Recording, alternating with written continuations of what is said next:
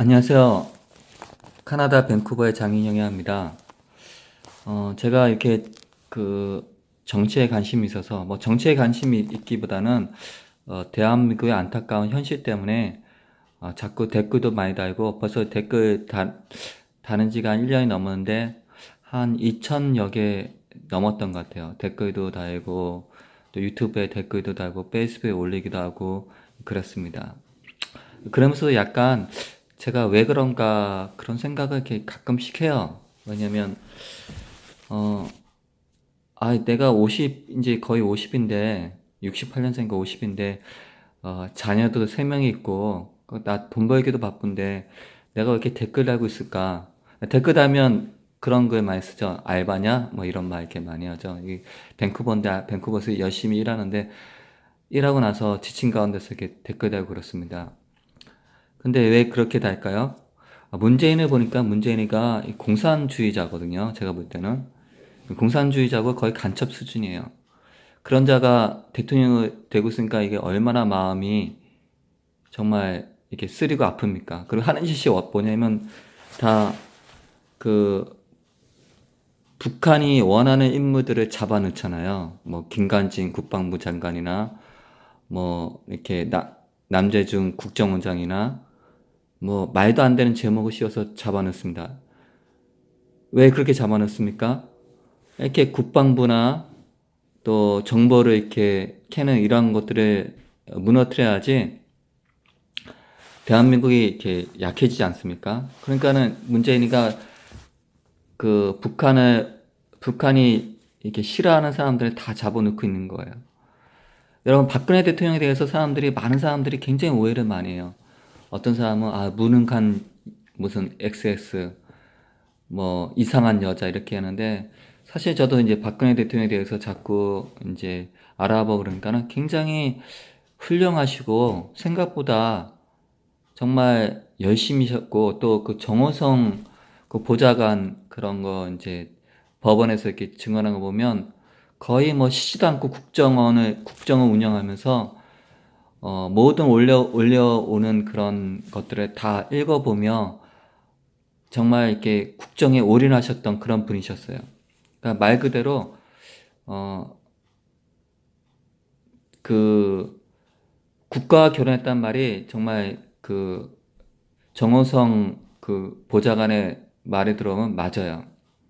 그리고 사람들이 그 최순실하고 그렇게 엮여 있다는데 사실 이렇게 재판 이런 걸 이렇게 보면 엮인 게 거의 없어요. 그 최순실가 뭐 기업에 돈 받은 것도 없고 심지어 뭐 같이 기업 사람들하고 식사 한 번 한 적도 없는데 그거를 그냥 너무 가대하게 그 가대하게 한 것은 바로 민노총이죠. 민노총이 언론들을 잡고 나서 이 언론들이 개상하게 변하기 시작합니다.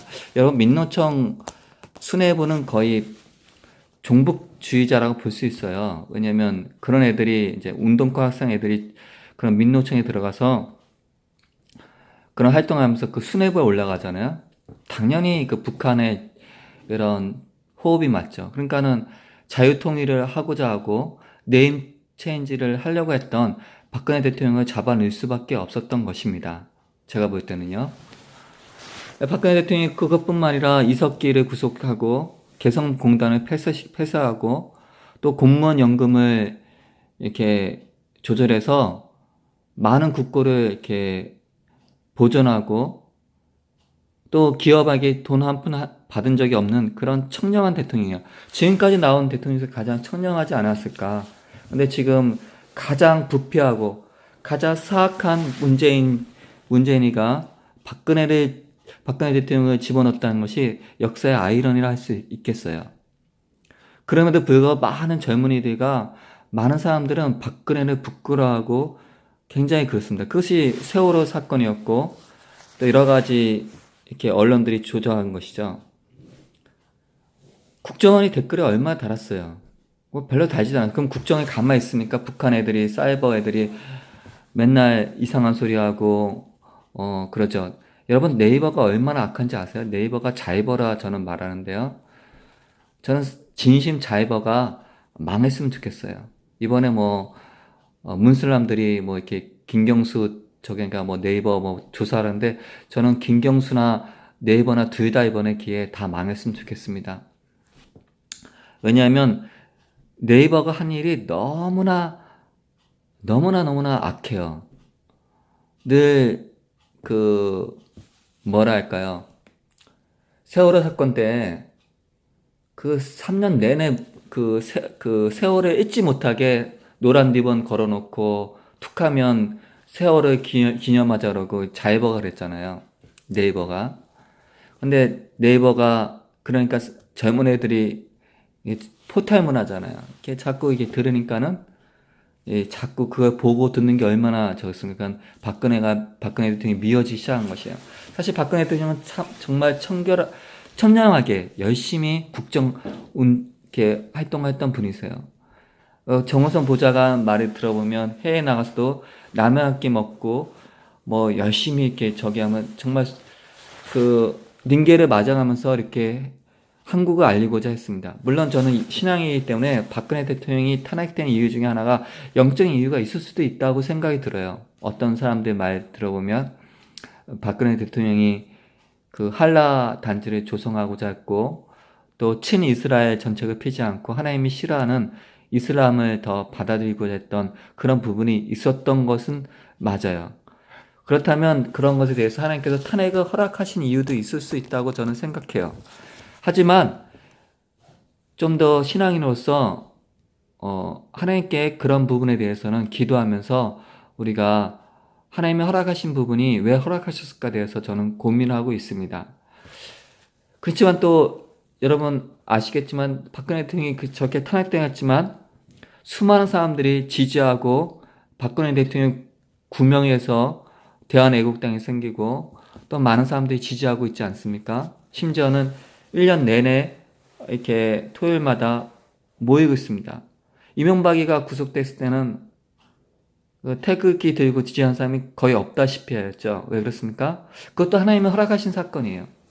그리고 법적으로도요, 대통령이 재직 기간 중 내란과 외환죄 짓지 않는 경우에는 그 민형사상 소송에 당할 수가 없습니다. 그러나 이번 법을 다 어기고 야당과 김무성 같은 이런 놈들이 그 등에 칼을 꽂은 거죠.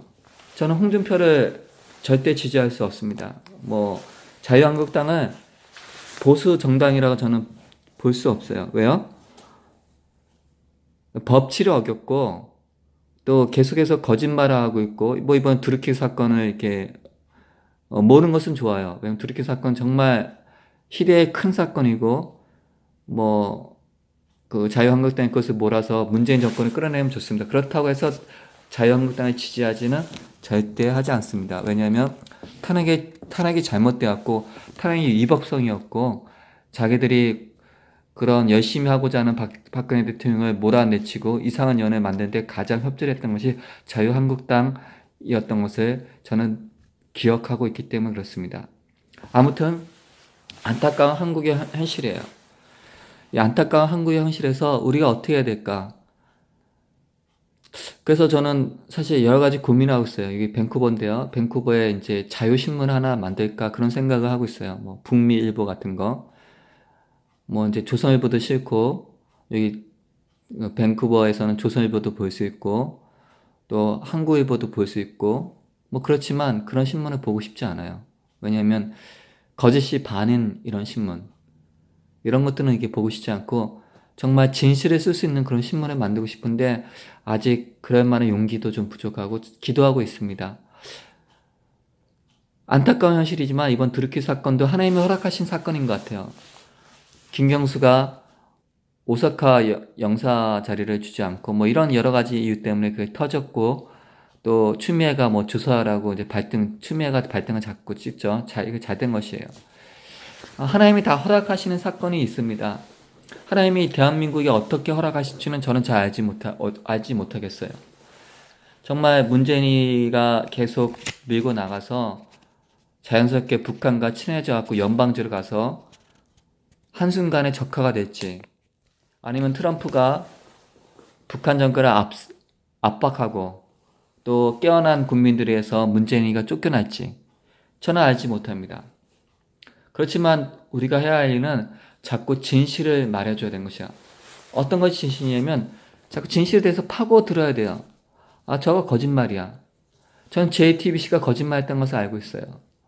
JTBC가 처음 그 심스미가 그 막 그 쓰레기통에서 발견됐다. 뭐 거기서 거기 뭐 책상에 있더라. 그게 거짓말이죠. 진짜였으면 그게 포렌식 보고 때 정확하게 보고가 되고 또 재판에도 증거가 채택되고 그러는데 이번에 김세희 뭐 증거가 있다고 말만 하고 그 내용도 이렇게 증명하지도 않죠. 왜요? 가짜기 때문에 그래요. 가짜기 때문에. 사람들이 그것을 이거 드루킹 사건에도 JTBC에서 얘기 나오잖아요. JTBC에 이게 많은 분들은 잘 모르지만 JTBC가 유효한 것은 사람들이 JTBC의 그 태블릿 PC에 대해서 믿어주기까지다. 그 말은 뭐냐면 JTBC의 그 태블릿은 가짜란 소리거든요. 드루킹은 많이 알고 있는 거죠. 문재인과 김경수 그리고 또 그 노무현 죽음에 대해서 연관이 있다 말하는데 저도 노무현 죽음에 대해서 연관이 있을 수 있다고 생각해요. 그리고 문재인은 참 뒤가 더러운 거잖아요.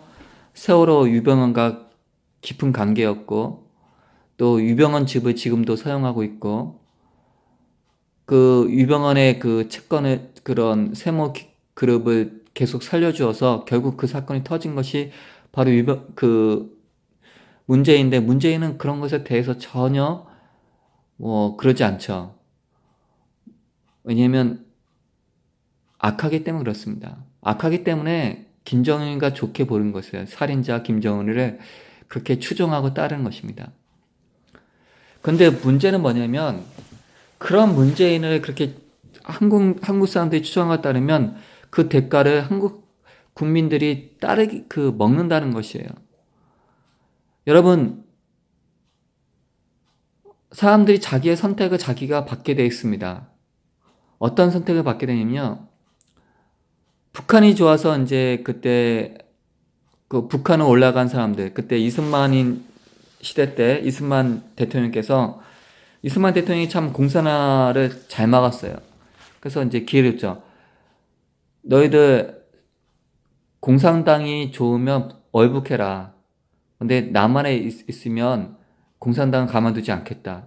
그래서 서울대 교수 절반이 북한을 월북했대요. 서울대 교수 절반이요. 그 사람들 지식에는 사람들이 이렇게 공산주의하면 정말 낙원이 될 것 같고 정말 그럴 것 같다고 생각했기 때문에 지식이 그래서 사람을 속인다는 것이에요.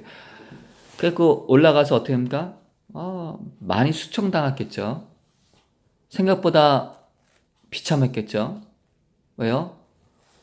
수많은 기독교인들이 그보다 수많은 사람들이 월남했습니다. 왜 그렇습니까? 북한 정권에 한번 들었으니까는 숨을 쉬기가 어려운 거예요.